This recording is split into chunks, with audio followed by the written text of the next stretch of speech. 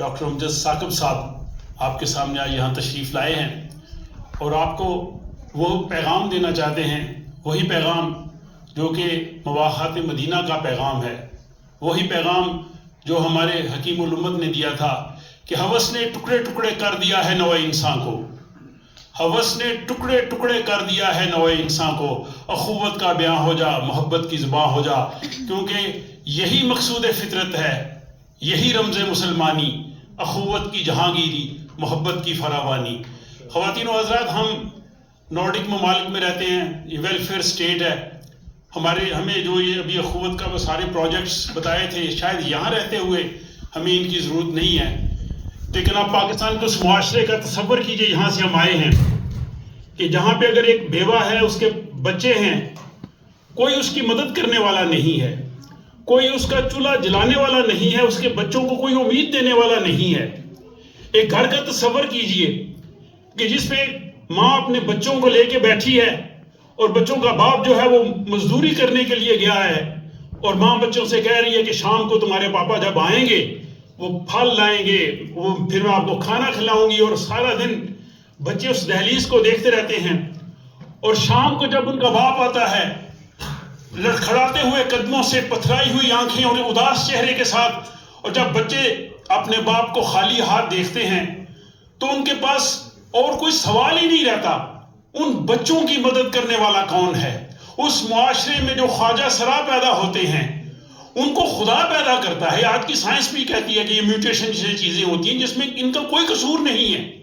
ان کو کوئی سینے کے ساتھ لگانے والا نہیں ہے۔ ڈاکٹر صاحب نے ان کو بھی اپنے سینے کے ساتھ لگایا، اور آپ دیکھیں گے ایک خواجہ سرا کو گھر لے کے آئے، اس کے زخمی پاؤں ڈاکٹر صاحب نے جب اس کو اپنے ڈرائنگ روم میں بٹھا کے اس کے پاؤں جو ہے وہ صاف کرنے لگے، اس کی چیخیں نکل گئی کہ معاشرے کے لوگ تو ہمیں اپنے پاس نہیں بیٹھنے دیتے، آپ کیسے مسیحا ہیں؟ پھر تصور کیجئے ان بچوں کا، ابھی جو عمیر ڈار بتا رہے تھے، ایسے ہزاروں بچے ہیں جو پڑھنا چاہتے ہیں لیکن ان کے والدین ان کو نہیں پڑھا سکتے، ان کے پاس وسائل نہیں ہیں۔ اخوت ان کو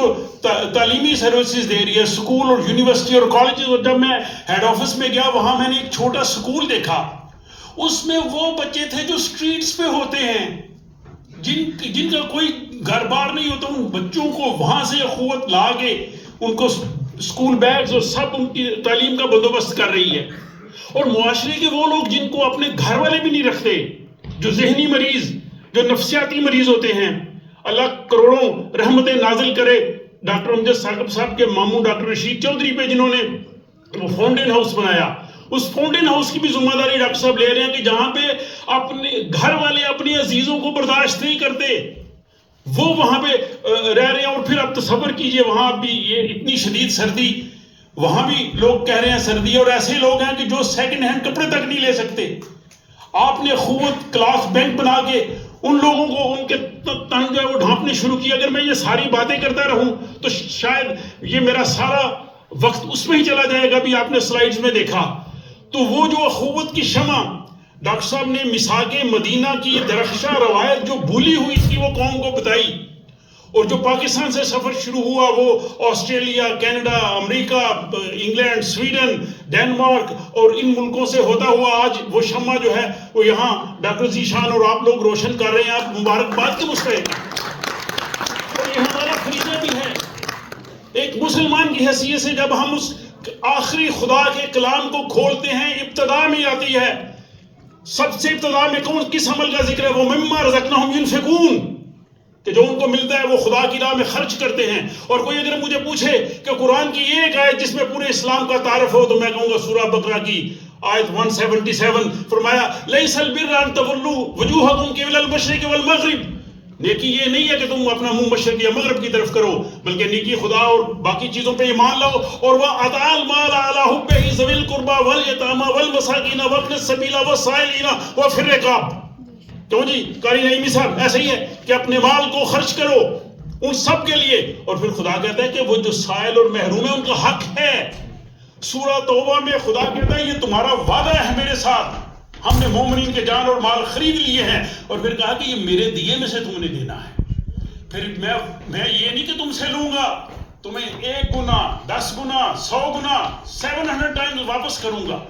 اور یہ اخوت کا پیغام لے کے ڈاکٹر صاحب آپ کے پاس آئے ہیں، اور میں آپ سے یہ گزارش کروں گا کہ ڈاکٹر ذیشان صاحب اور سب دوستوں نے یہاں پہ جو اخوت کی شمع روشن کی ہے، اس کا بھرپور ساتھ دیجئے، اور جب آپ کے پاس وقت ہو آپ پاکستان جائیں، اخوت کے مراکز کا ضرور دورہ کریں. آپ لاہور میں جائیں تو اخوت یونیورسٹی میں جائیں، چکوال میں جائیں تو وہاں پہ اخوت سکول ہے، فیصل آباد میں ہے، کراچی میں NJV سکول ہے، بلکہ پورے ملک میں جو اخوت کے دفاتر ہیں ان کا آپ دورہ کیجئے، آپ خود جا کے دیکھیے. اور ابھی عمیر بتا رہے تھے ڈنمارک اور سویڈن نے بھرپور اس سفر میں جو ہے وہ ساتھ تعاون کیا ہے. وہاں اگر آپ اخوت یونیورسٹی میں جائیں تو وہاں آپ کو کمرہ ملے گا جو فرینڈز آف ڈنمارک نے اور فرینڈز آف سویڈن نے بنایا ہے، اور ایسا وہ ادارہ ہے وہاں ایک کمرے میں 4 صوبوں کا ایک بچہ رہتا ہے. ایسی یکجہتی کی مثال دنیا میں آپ کو کہیں نہیں ملے گی. اور ہم جب چند سال پہلے گئے تو وہاں پہ جس بچے نے ہمیں ریسیو کیا تو میں نے اس سے پوچھا کہ تم کہاں کے رہنے والے ہو؟ اس نے کہا کہ میں گلگت بلتستان میں سیاچین کی طرف آخری جو انسانی بستی ہے وہاں کا رہنے والا ہوں. تو میں نے کہا یہاں کیسے آگے؟ کہ میرے بھائی نے قرضہ لیا ہوا تھا اخوت کا، ہر مہینے وہ قسط دینے جاتا تھا، تو ایک مرتبہ میں خود چلا گیا اس کی قسط دینے کے لیے. میں نے وہاں اشتہار پڑھا کہ اخوت یونیورسٹی اس طرح لاہور میں ہے، اس کالج میں ایڈمیشنز کے لیے اگر کوئی اسٹوڈنٹس داخلہ لینا چاہتے ہیں تو وہ آئیں. میں نے وہ اپلائی کیا، امتحان دینے کے لیے لاہور آیا، اور وہ بہت ذہین لڑکا تھا. وہ اس میں نمبر اتنے لیے کہ اخوت نے کہا جی آپ کا ایڈمیشن ہو سکتا ہے. اس نے کہا میرے پاس تو واپسی کا گھر کا کرایہ بھی نہیں ہے. لیکن جب ہم اس اسٹوڈنٹ کو ملے، اس کی باتیں سنی، تو میں نے کہا اس طرح سے تقدیر بدلے گی. ہمارے دلوں میں پاکستان دھڑکتا ہے، وہاں کے باقی چیزوں میں تو ہم کچھ کر نہیں سکتے، لیکن ہم یہ ضرور کر سکتے ہیں کہ جس کو وہ کہا گیا ہے کہ ہے دنیا میں وہی لوگ اچھے جو آتے ہیں کام دوسروں کے. تو میں آپ سے یہی گزارش کر کے جاؤں گا کہ اس کا بھرپور ساتھ دیجئے. یہ ہمارا دینی فریضہ بھی ہے، یہ ہمارا اخلاقی فریضہ بھی ہے، اور بجائے ہم کچھ اور کرنے کے ایک ہی میسج آپ کے لیے آخری ہے کہ شکوہ ظلمت شب سے تو کہیں بہتر تھا، شکوہ ظلمت شب سے تو کہیں بہتر تھا اپنے حصے کی کوئی شمع جلاتے جاتے. بہت شکریہ.